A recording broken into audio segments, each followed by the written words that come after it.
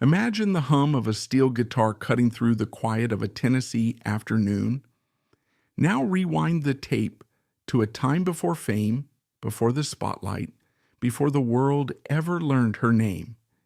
Picture a little girl with calloused fingers and a fire in her soul, sitting cross-legged in the corner of a modest Houston living room, coaxing magic from strings while the radio spills gospel, country, and just a hint of forbidden R&B into the air.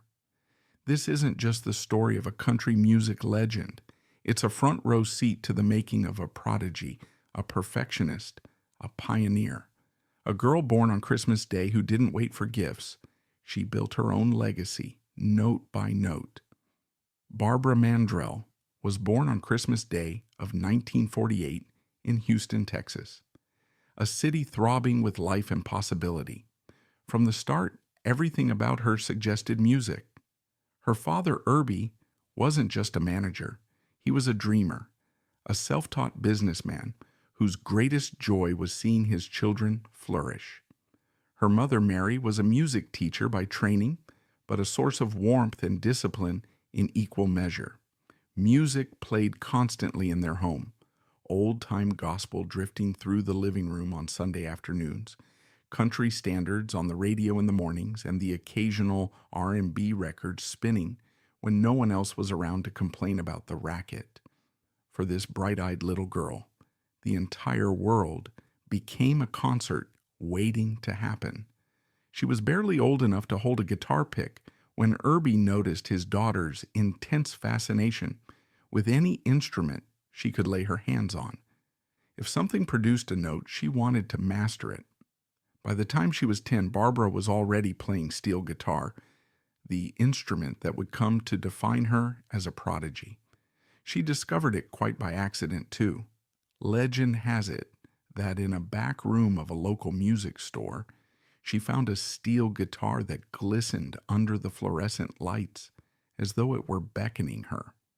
Once she struck a chord, Irby realized his daughter had an uncanny ear. She knew how to slide her bar across those strings and conjure a haunting, expressive sound that was part hillbilly, part holy. She was unstoppable, mesmerized by the metal strings and levers that gave the steel guitar a voice both weepy and joyous. In 1959, at just 11 years old, she did something that would set the course for her entire life. She performed in Las Vegas with Joe Mathis, a revered multi-instrumentalist who recognized her precocious talent. Imagine the scene. Bright neon signs flickering outside, an audience half there for the gambling, half for the novelty of seeing an 11-year-old country musician. And in the midst of that swirl of cigarette smoke and glitz, Barbara Mandrell stood up, steel guitar shining, and laid down licks so smooth and soulful that folks in the front rows must have rubbed their eyes in disbelief. What was this tiny figure doing on stage? Playing with the confidence of someone thrice her age? But Joe Mathis knew what he was doing. He introduced her, said a few words about how she was the future, and she proceeded to blow the audience away. This was only the beginning.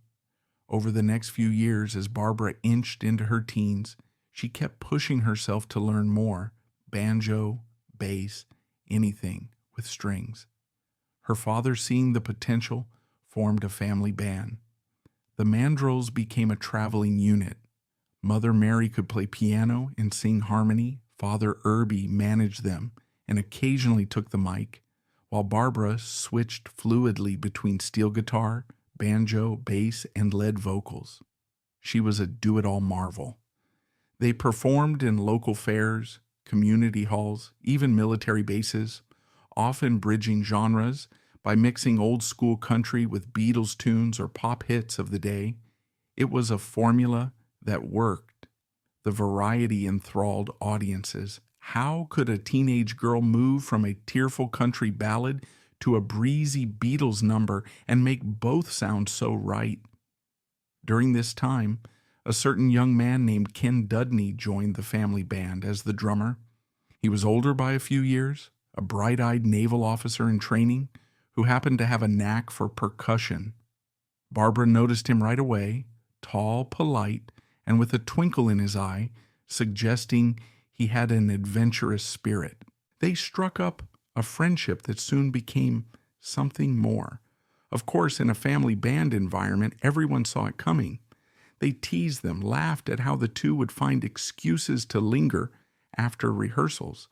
But behind the joking was a genuine warmth. In 1963, at just 14, Barbra met Ken. 4 years later, on May 28, 1967, when she turned 18, they married.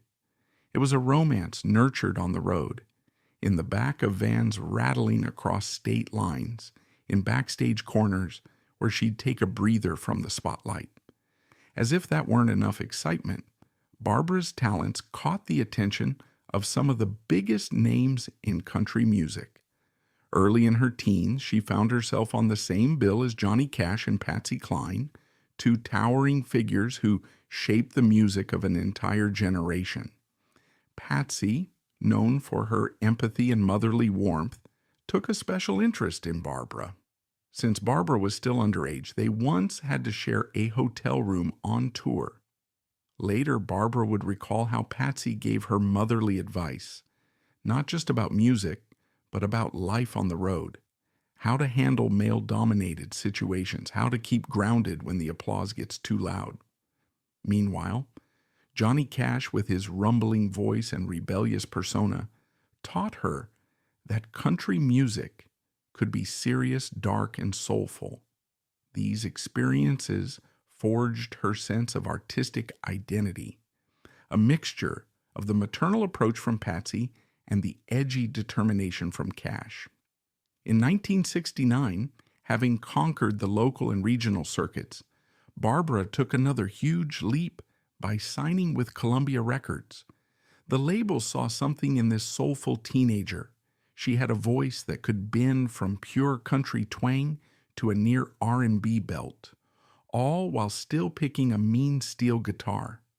Her first single, I've Been Loving You Too Long, peaked at number 55 on the charts, not an overwhelming success, but enough to announce that she had arrived in Nashville and wasn't planning on leaving anytime soon. This was a time when country music was flirting with pop crossovers. Glenn Campbell, Dolly Parton, and others were breaching new frontiers. So Columbia must have sensed that Barbra's capacity to fuse R&B grooves with country sincerity might open new doors. Around 1972, she hit another milestone, becoming a member of the Grand Ole Opry. For those outside the country music world, the Opry might sound like just another venue. But for insiders, it's the mother church. You're either in or you're out, and membership is akin to a lifelong knighthood. She was barely in her early 20s, yet she stood on that storied stage among legends. Between sets, she'd wander the backstage halls lined with historic photos. Hank Williams, Patsy Cline, Roy Acuff. Now she was among them, a living part of that tapestry. As the early 1970s rolled on, Barbra sharpened her identity as a country R&B hybrid artist. Albums like The Midnight Oil, 1973, and This Time I Almost Made It, 1974, were bold statements. Her voice had a distinct edge, far from a simple country drawl. It soared and swooped in ways that made people think of Aretha Franklin or Etta James. She wasn't copying them outright, but she took that soulful energy and blended it with a country backdrop. Some critics were perplexed. Is this too pop for country? Too country for pop? They couldn't quite categorize her, which both hindered and helped. On one hand, it confused radio programmers. On the other, it gave Barbra a unique slot in the industry. She was forging a path not many had walked. Then came the mid-1970s, a period that would truly ignite her star power. She moved to ABC/Dot Records in 1975, and everything escalated. The singles were sharper, the production bigger, and her presence on stage more confident than ever. In 1978, she unleashed Sleeping Single in a Double Bed, a sassy, hook-laden track that soared to number one on the country charts. People couldn't get enough. Was this the same Barbara Mandrell who had quietly hovered around the mid-levels of the charts a few years prior? Suddenly, she was unstoppable. The next year, she released If Loving You Is Wrong, I Don't Want to Be Right, originally an R&B hit, reinterpreted with a sultry country vibe. It not only hit number one country, but also snuck onto the Billboard pop chart at number 31, bridging audiences with a provocative message and a slinky groove. That was the moment many realized Barbara Mandrell was no longer just a steel guitar prodigy. She was a full-fledged star, holding her own among the biggest names of the era. Her accolades rolled in. In 1979, the Country Music Association, CMA, crowned her Female Vocalist of the Year. The traditional country faithful might have grumbled about her crossing boundaries, but her success was undeniable. That trophy signified mainstream acceptance for her brand of soul-infused country. She wasn't just bridging the gap, she was making the gap irrelevant. Then came the 1980s. If there was any doubt about Barbara's place in the cultural zeitgeist, it evaporated when NBC gave her a primetime show, Barbara Mandrell and the Mandrell Sisters. The concept was simple. Barbara, along with her sisters Louise, a talented vocalist and multi-instrumentalist in her own right, and Earlene, a comedic presence and skilled drummer, would host a variety series featuring music, comedy sketches, and celebrity guests. It was a time when family-friendly variety programs still held huge sway. More than 25 million viewers tuned in each week at the show's peak, making Barbara Mandrell a household name far beyond country's usual confines. People who rarely listened to country music found themselves charmed by her down-home wit, her comedic timing, and the sheer musical fireworks the Mandrell sisters could produce when they jammed together. Despite the sugary veneer of the variety format, Barbara continued recording hits. One of her standout singles from this period was I Was Country When Country Wasn't Cool, which resonated strongly with fans in 1981. It soared to number one, becoming something of a personal anthem for Barbara, an ode to not only her own journey, but also the way country music was evolving. She then did the unthinkable. She was named CMA Entertainer of the Year in 1980 and again in 1981. An unprecedented back-to-back feat that put her in the company of heavy hitters like Kenny Rogers. More than a few critics balked.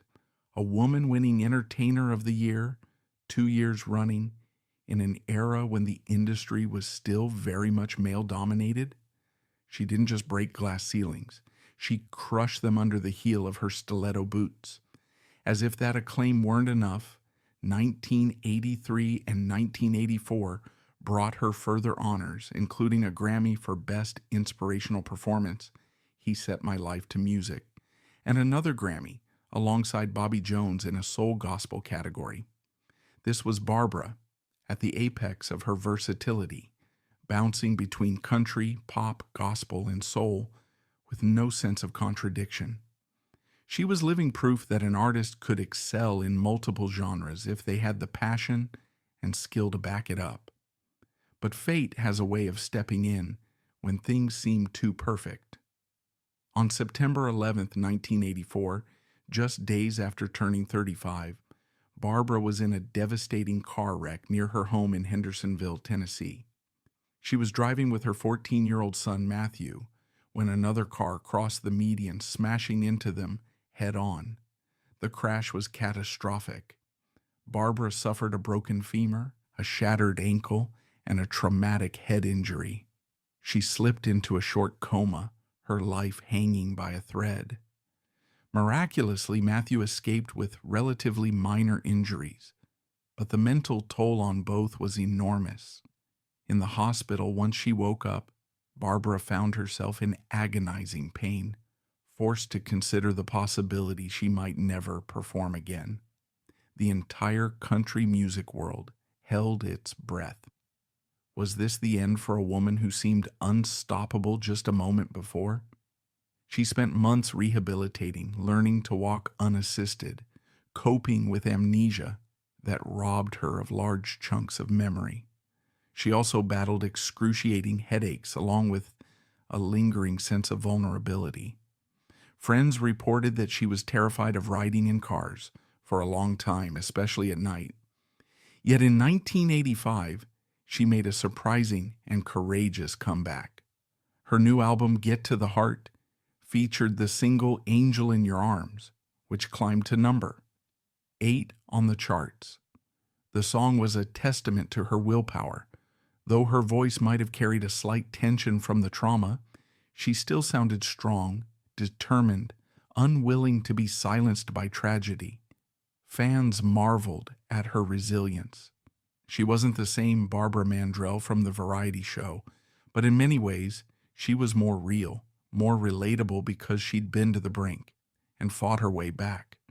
Throughout the late 1980s and early 1990s, she continued recording and touring, though never with the same intensity as before her accident. The industry was evolving. Country was leaning more pop than ever, with artists like Reba McEntire, Garth Brooks, and Shania Twain on the rise. Meanwhile, Barbara's singles charted respectably, but the superstar momentum she once had wasn't fully recovered. Still, she racked up an impressive total of 31 top 10 hits across her career, 6 of which went to number 1. Her last major charting single was Keys in the Mailbox in 1991, reaching number 15, a respectable showing that indicated the public still cared about her music. Behind the scenes, the aftermath of the crash affected her in ways not always visible to the public. She grappled with chronic pain, occasional bouts of memory loss, and the knowledge that she couldn't just rely on unstoppable drive anymore. She had to pace herself. By the mid-1990s, she realized she'd given most of her life to music, perhaps at the expense of quiet family moments. In 1997, at the age of 48, she announced her retirement from performing. It was a decision that shocked fans, but also one that made sense. She'd done it all: hit records, television stardom, Grammys, CMAs, Opry membership. Maybe it was time to just be Barbara, the wife, the mom, the friend. Still, she didn't vanish completely. Occasionally, she appeared in small acting roles on shows like Touched by an Angel and Walker, Texas Ranger. She never lost the camera's love. That glint in her eye, the sincerity in her smile, still captured viewers. Away from the stage lights, she dealt quietly with yet another life challenge: a diagnosis of ovarian cancer in the early 2000s. True to her resilient nature, she fought it privately, refusing to turn her personal battle into a public spectacle. Many fans didn't even know about it until years later. That stoicism became part of her mystique. She'd fought so many battles, from heartbreak to near-fatal accidents to illness, and always came out with grace. The 2000s and beyond brought her much-deserved recognition. In 2009, she was inducted into the Country Music Hall of Fame. Standing on that stage, she teared up, remembering her journey from a wide-eyed girl with a steel guitar in Las Vegas to the unstoppable star who'd conquered every corner of the entertainment industry. Then in 2014, the Musicians Hall of Fame recognized her instrumental prowess. Her steel guitar clips, many from the 1960s, had become viral sensations among music aficionados on YouTube, reminding a younger generation that she wasn't just a singer, but a multi-instrumentalist of staggering skill. Throughout this later chapter of her life, family remained her anchor. She and Ken Dudney raised 3 children: Kenneth Matthew, born 1970, Jamie Nicole, 1976, and Nathaniel, 1985. They navigated ups and downs, but always with a sense of unity forged by the adversity they faced. By 2020, the Mandrell family expanded further when Nathaniel married Blade Roland, a happy milestone that Barbara privately celebrated. She was never one to trumpet her personal joys to the press, but behind closed doors, she glowed with grandmotherly pride. As of 2025, Barbara Mandrell is 76 years old. She lives primarily in Nashville, close enough to the Grand Ole Opry she once called her second home, but far enough to enjoy a measure of privacy. She and Ken remain devoted to each other. He has stood by her side through the near-fatal crash, the rigors of show business, the glitz, and the heartbreak. Now, in the twilight years, they savor a life away from the cameras. She rarely makes public appearances, though she might pop up at a surprise Opry event or a tribute concert. In 2024, she attended a special ceremony honoring female trailblazers in country music, and the crowd erupted in cheers, chanting her name when she stepped on stage to wave. She didn't sing, no guitar, no steel, but her presence alone caused a fervor. Her mother, Mary, now 94, still resides not far away, occasionally giving small interviews about how proud she is of her daughter. Her father, Irby, passed in 2007 at the age of 83. He lived long enough to see Barbara recognized as an icon and must have felt a deep satisfaction that the music lessons he insisted upon had borne such remarkable fruit. If he'd still been around in 2009, no doubt he would have been front row, tears in his eyes, during her Hall of Fame induction. Rumors occasionally surface, questions about whether Barbara might record one last album or at least reissue some of her classic hits with updated production. Some wonder if her near silence in recent years conceals health troubles, but those who know her best say she's simply content. She attends church, keeps track of her grandkids, and occasionally strums a guitar or slides behind a steel just to feel that old spark. Music is still in her veins. You never fully lose that part of yourself. And perhaps if you listen carefully in the hush of that Tennessee night, you'll hear a chord that resonates with the spirit of a woman who never gave up, who soared to unimaginable heights, faced crippling challenges, and emerged stronger for all of it.